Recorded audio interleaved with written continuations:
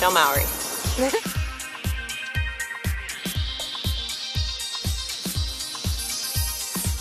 Well, actually, I was a pretty frazzled individual. In bad relationship, actually with a son, you know, just not married. Things were kind of a wreck.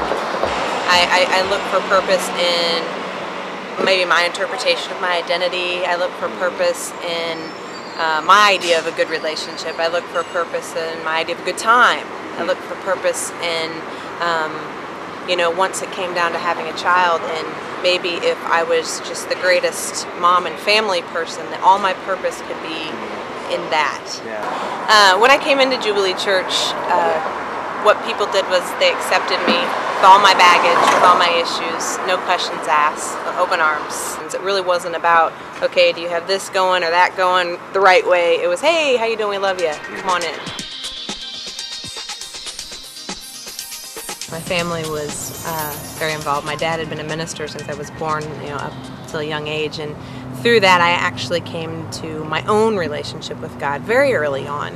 I didn't really get this message of grace, you know, and complete acceptance. I somehow changed it into I had to keep a certain set of rules, and there was these certain expectations that I had to live up to, and I found out pretty quick that I could not meet those expectations. It was obvious. I think that's really what started the road of, you know, not looking to God or the church, is just because I thought that it was all of this stuff that I couldn't live up to. Things actually hit an all-time low for me in a life of, like I said, drugs, bad relationships. I'd been, you know, dumped from a relationship I was trusting in, and at complete brokenness and rock bottom. It was at that point that I actually could hear, you know, God's voice, where I realized that He'd been with me the whole time. When I first started coming to Jubilee is where that awakening was beginning to happen.